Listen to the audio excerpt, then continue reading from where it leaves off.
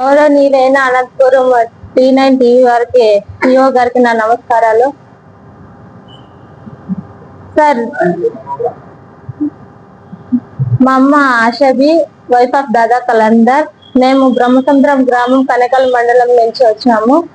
ఇక్కడ మేము ఎందుకు వచ్చామంటే, మేము మా భూమి దౌర్జన్యంగా లాక్కునే దానికి ప్రెస్ వాళ్ళకు చెప్పడానికి, మా ఆవేదన తెలియజేయడానికి వచ్చినాము. మేము చాలా పేద కుటుంబం నుంచి వచ్చినాము. కూలి పని చేసుకుంటూ బతికే వాళ్ళు మేము. ఇక్కడ బ్రహ్మసముద్రంలో మా పొలము 2283 బార్బీ, దాంతో 25 సెంట్లు మా భూమి కలిగి ఉంది. ఆ భూమి గత కొద్ది సంవత్సరాల్లో సర్వే రిజిస్టర్ చేర్చుకొని ఉంది మా అమ్మ. ఆ రిజిస్టర్ చేర్చుకునే దాన్ని నాగరాజు అనే అతను దౌర్జన్యంగా లాక్కొని తన పేరు మీద చేర్చుకున్నాడు.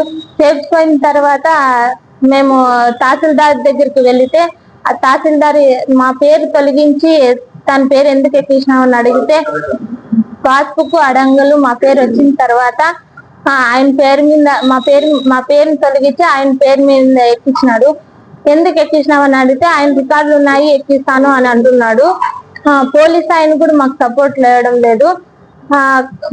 మా పేరు మీద గత సంవత్సరంలో పాస్బుక్ వచ్చింది, అడంగల్ కూడా వచ్చింది.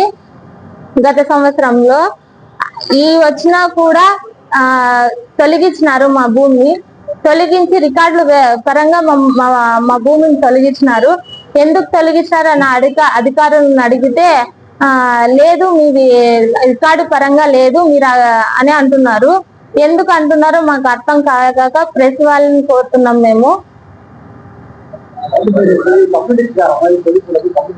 పోలీస్ వాళ్ళని కంప్లైంట్ ఇచ్చినాం సార్. కంప్లైంట్ ఇచ్చింటే తను ఏం విచారణ చేయలేదు సార్. కంప్లైంట్ ఇచ్చినా కూడా మరి తర్వాత భూమి ఇప్పుడు ఈ సంవత్సరంలో పత్తి పంట వేసినాం సార్. దాంట్లో పత్తి పంట వేసింటే తను రాత్రికి వెళ్ళి దున్నేసినాడు సార్.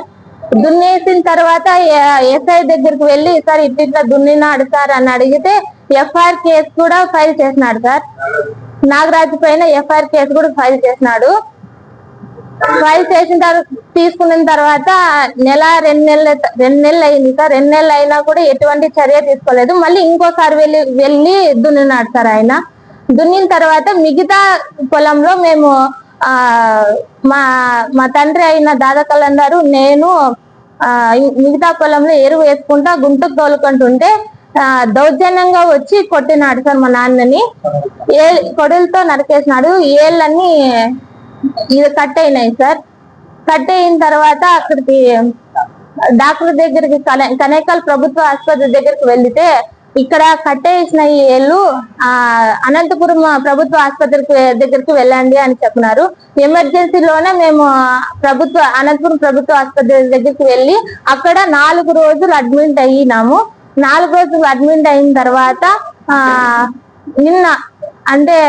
నిన్న వచ్చినాం సార్. మొన్న వచ్చినాము. మొన్న వచ్చి ఎస్ఐ సార్ మీరు డిశ్చార్జ్ అయిన తర్వాత ఒకసారి వచ్చి కలవండి అని అంటే ఆయన దగ్గరికి వెళ్ళాము.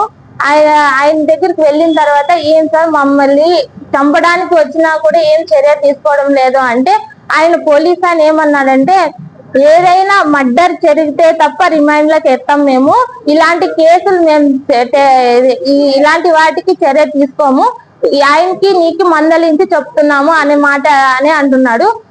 మీరు ఆయన పొలంలోకి ఎందుకు వెళ్ళినారు అని అంటున్నాడు. మేము ఆయన పొలంలోకి వెళ్ళలేదు సార్, మా పొలంలో మేము సాగు చేసుకుంటూ ఉండి వచ్చి కొట్టినాడు సార్ అని చెప్తున్నా కూడా ఆయన ఆయన పొలంలోకి ఎందుకు వెళ్తాడు అనే మాటే అంటున్నాడు ఆయన ఎస్ఐ గారు.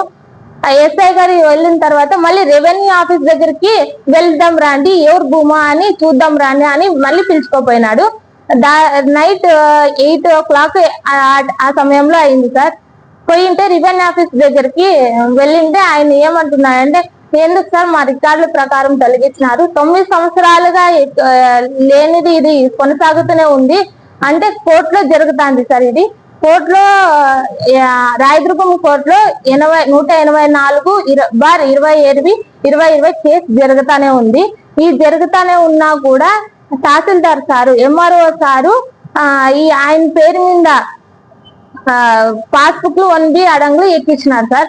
మా పేరును తొలగించి ఆయన పేరు మీద ఎక్కించినాడు సార్. 25 సెంట్లే సార్.